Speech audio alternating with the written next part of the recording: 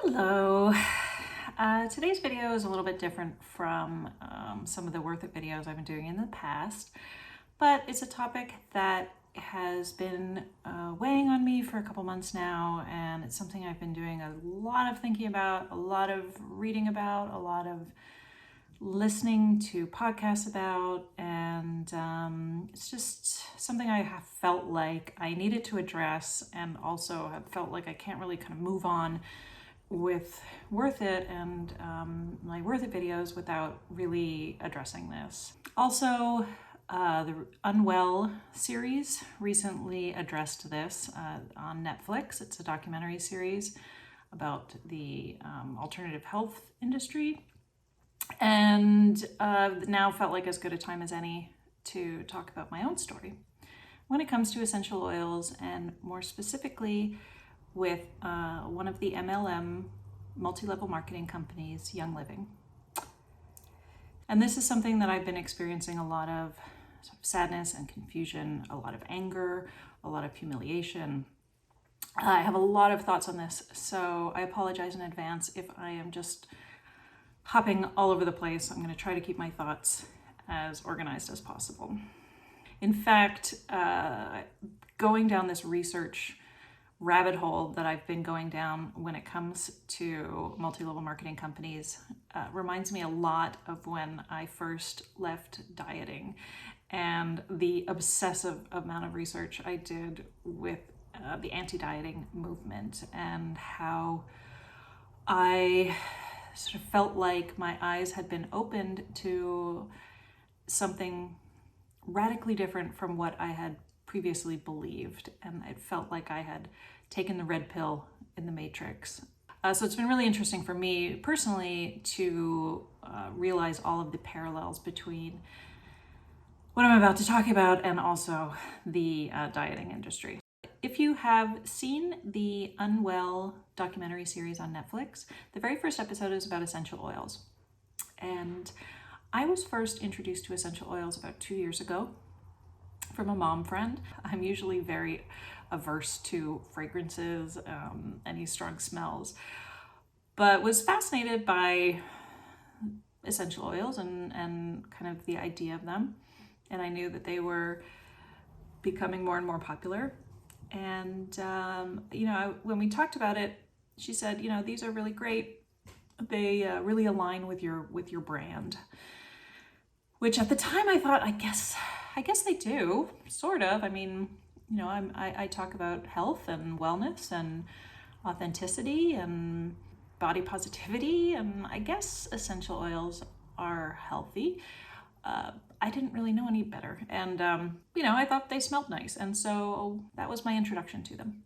A few months later, I ended up buying a starter kit from Young Living, and actually didn't really do much with it for months after that. I didn't really know what to do with it other than I put some of the oils in the diffusers and they smelled nice, and I was sort of like, I don't really see what the big deal is. And I used to actually ask some of these women, like, what is the secret? Like, why are you so happy all the time? Like, I'm just sort of feeling like they just smell nice. And they always said the same thing, which was like, just keep using them, keep using more oils. And I used to joke with them. I used to say like, well, of course you're going to say that, you sell them. And I never really sort of understood the big deal.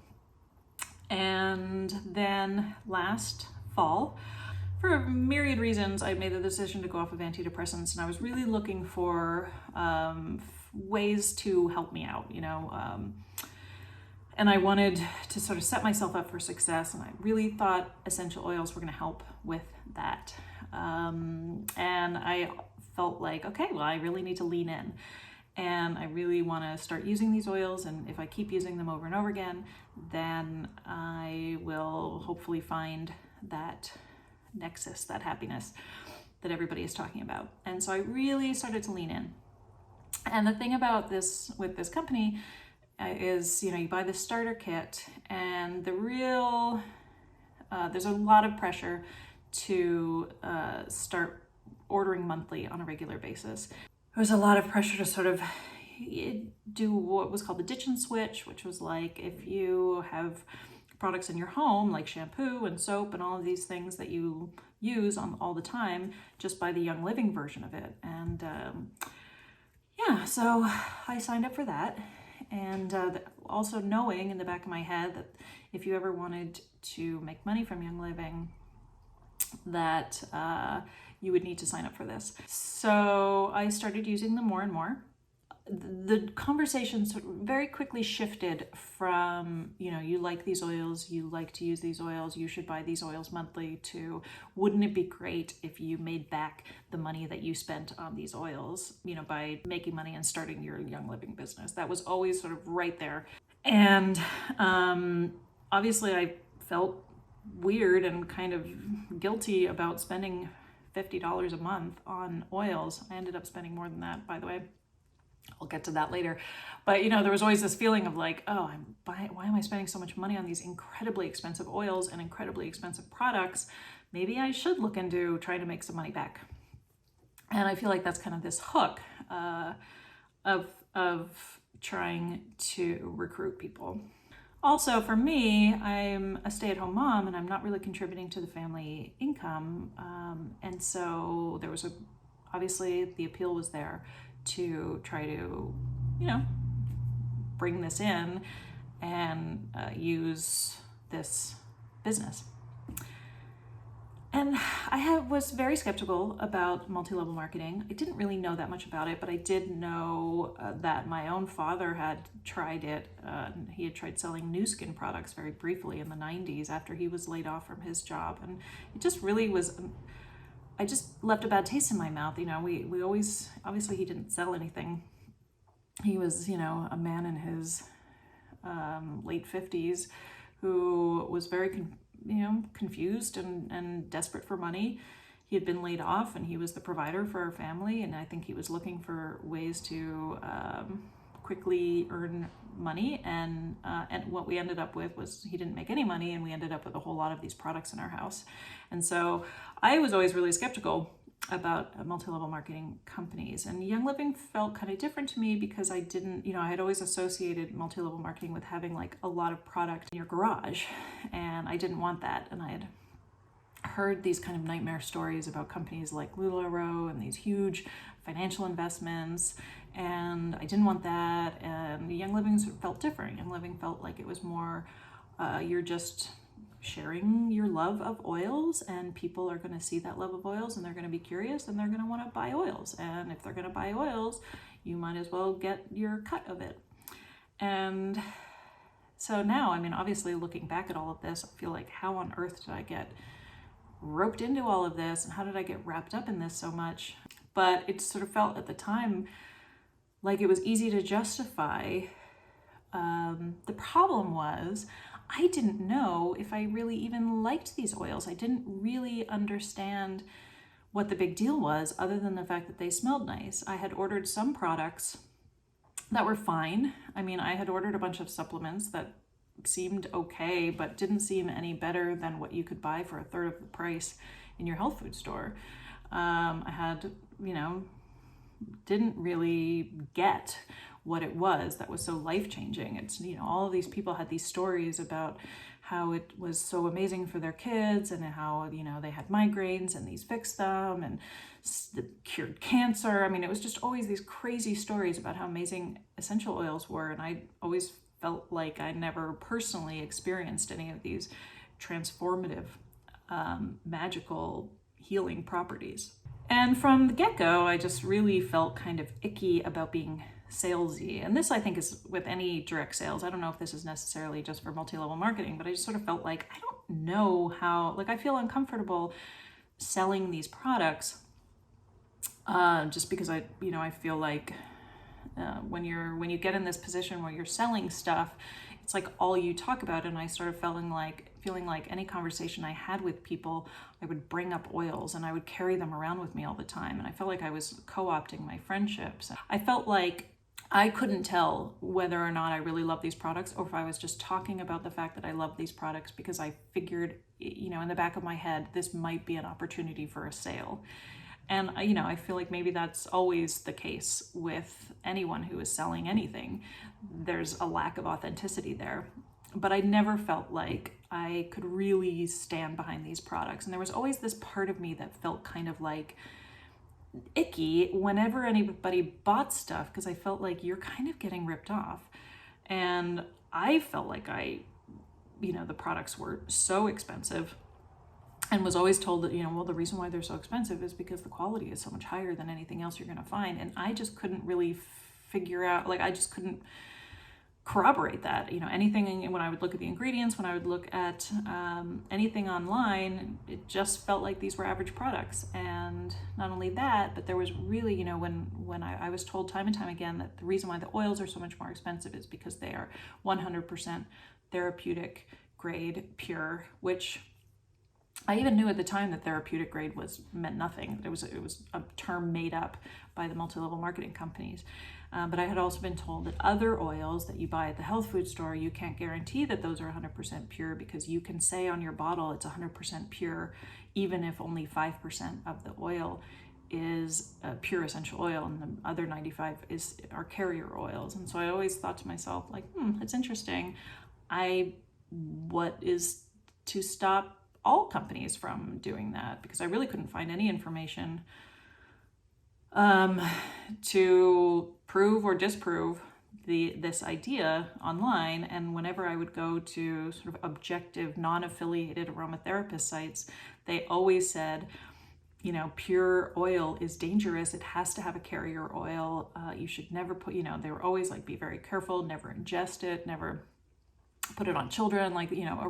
Aromatherapists who are not involved with these companies always were talking about how you should be super cautious, and yet these companies and the people in the companies were always saying, oh, no, just put them all over, ingest them, whatever you want to do. Oil quality is not regulated by the FDA, so everybody is claiming that their product is the best and that their product is 100% pure, and it's all incredibly complicated. And I think they keep it complicated for a reason, so that it's very difficult to kind of find out the truth. And when you ask about why these products are so much more expensive than ones you can get at the health food store, they can talk about the fact that you're getting the highest quality, when in fact, really, the reason why they are so much more expensive is because so much of that money is going to the commissions for your uplines. So if you're interested in essential oils, I can recommend some great brands that are not MLMs, and feel free to go to your health food store and buy it off the shelf too. I did have one really negative experience with ingesting. It was orange oil, and I had put it in a tea, and this is what happened. Again, I took it to my upline and said, this is really crazy. I never ingested oils again after that. But again, I didn't know, I couldn't prove or disprove that it was the oil. It was, it's just something that had never happened before. I put oil in my tea, or I put the orange oil in my tea. This happened, and it's never happened again. But again, I sort of wasn't sure if I could, prove or disprove anything. And she said that she'd never seen anything like this. This was crazy and bizarre, and yeah. So red flags. Some of the other red flags I saw early on were obviously the founder, Gary Young. If you Google Gary Young, quite a lot of information comes up about him. I'm not going to get into too much detail about Gary Young right now.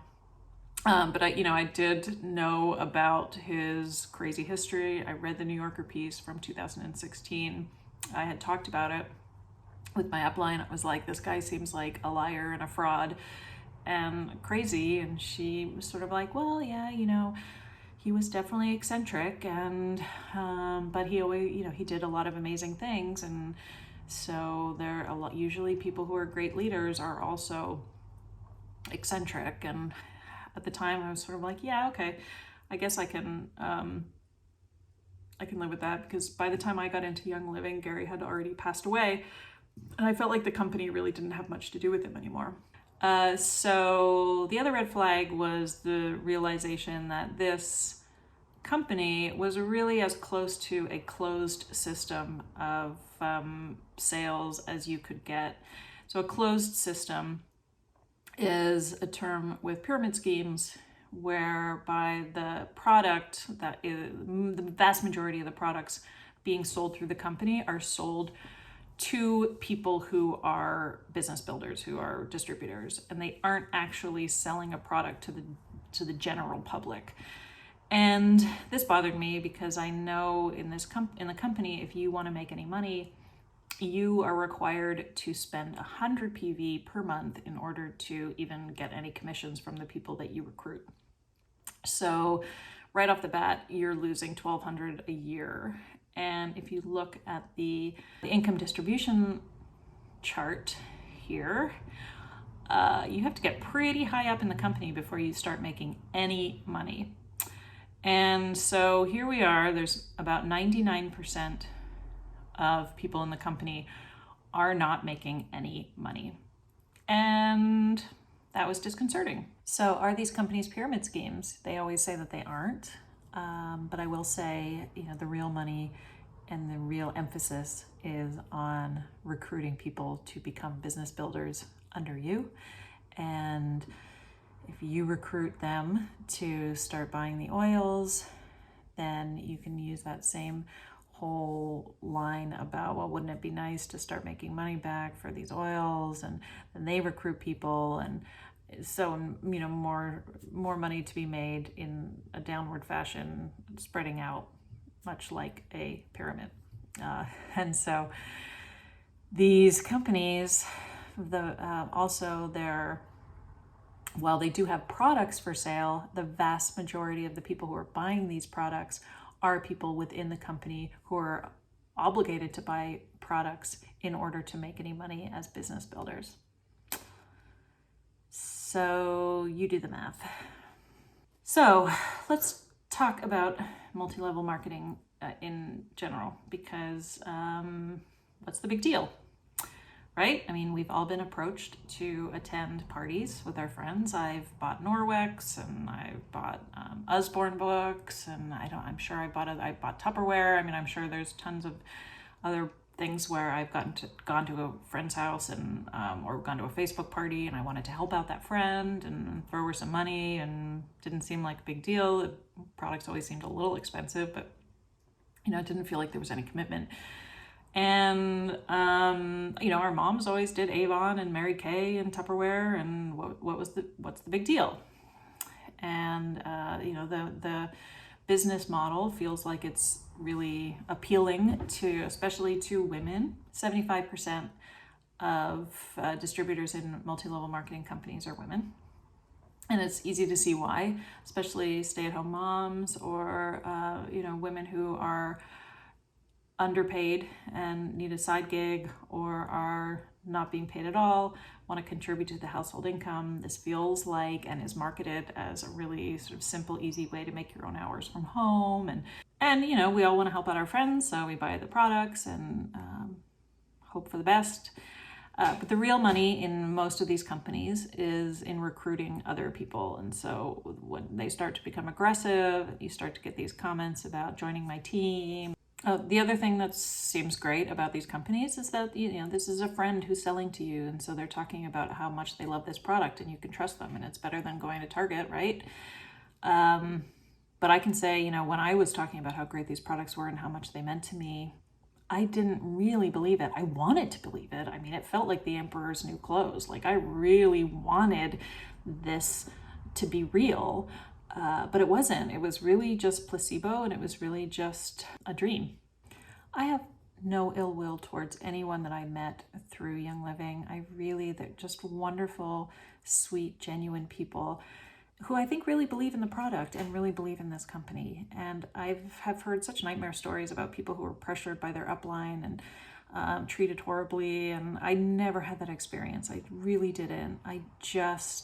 My issue is entirely with the company and multi-level marketing as a business model.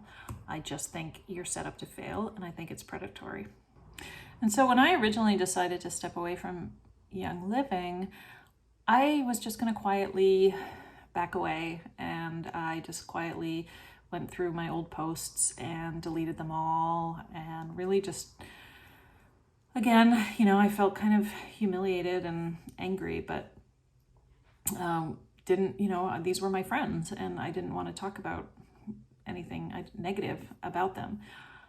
But I also felt like I was so angry at the companies who were preying on women who really feel like, they don't have a lot of options when it comes to income. And they're preying on these women and getting them to spend money. And 99% of people who are involved in MLMs lose money, myself included.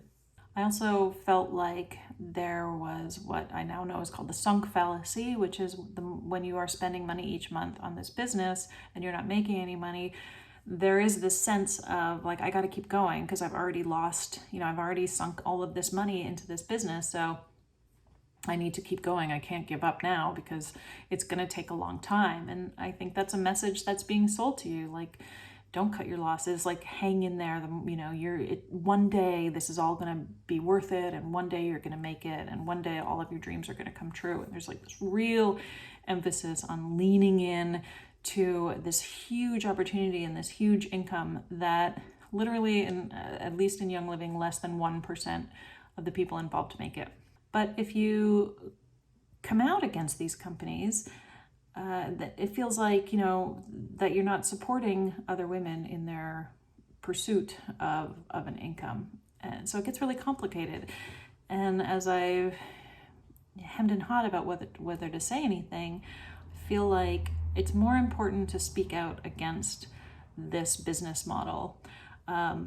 Because when I think about the 99%, it just reminds me so much of the numbers when it comes to dieting and how many years I spent feeling like I was doing something wrong, and that, if I just wasn't working hard enough and I was just a failure and I was lazy. And now with Worth It, I tell my message is to, that the diets, that you weren't a failure, that the diets were failing you.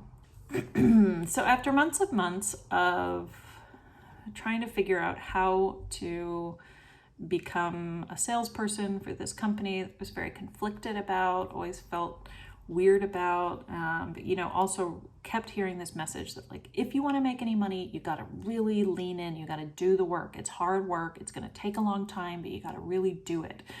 And I felt like the only way I was going to make this work is if I just really leaned in, and that meant taking oils everywhere and talking about them to everybody I met and co-opting my friendships, and every conversation ended up feeling like a sales pitch. But I felt like that was the only way I was going to make this work.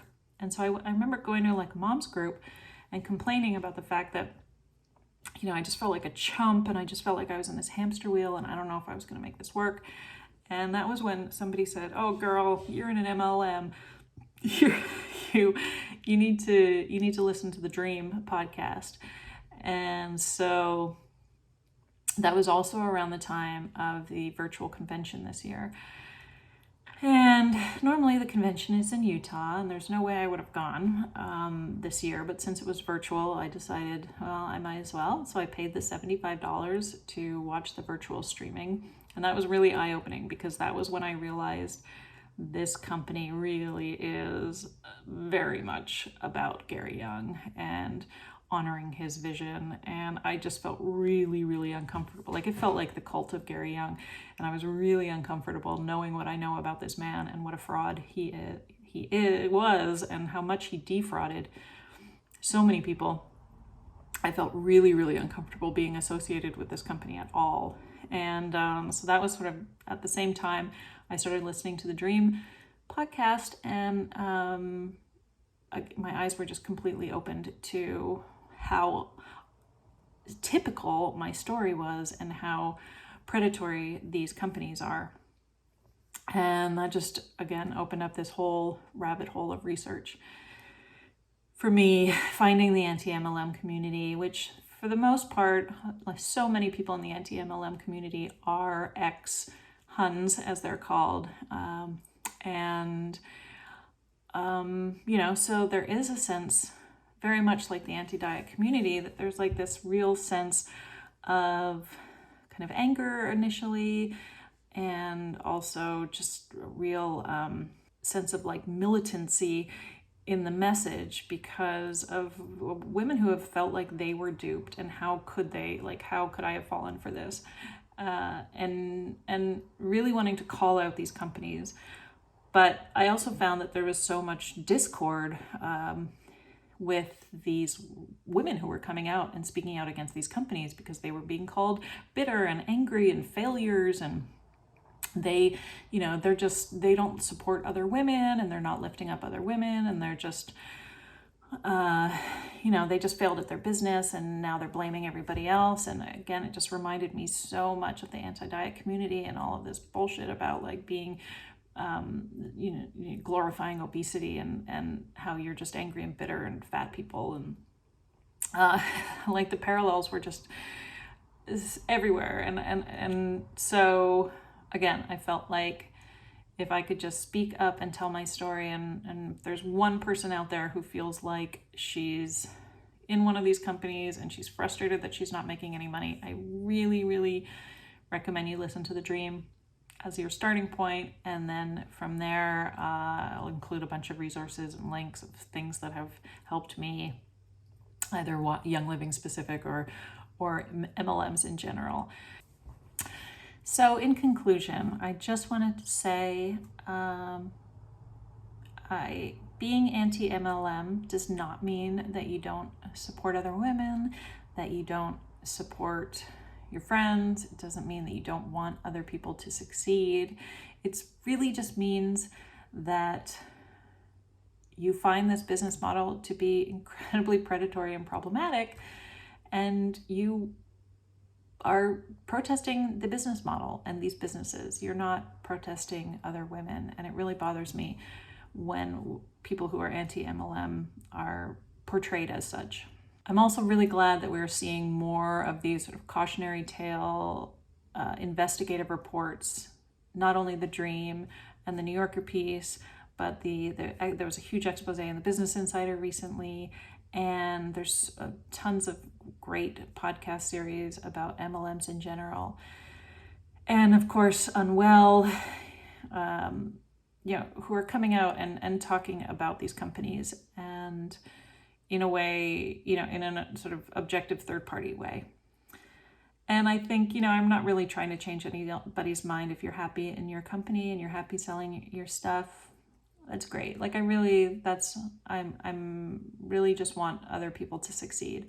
I had a negative experience, and I just feel like if there's anybody out there who feels like they are feeling like a chump and feeling like they can't figure out how to make this work, and they're frustrated and they're losing money and feeling like they're on a hamster wheel, I just want to say what I would say to somebody who's dieting, which is, you're not the failure. It's the system that's failing you, and you need to get out. And there's no shame in cutting your losses and getting out however you need to. So that's my story, a little bit of it at least. And thanks for listening.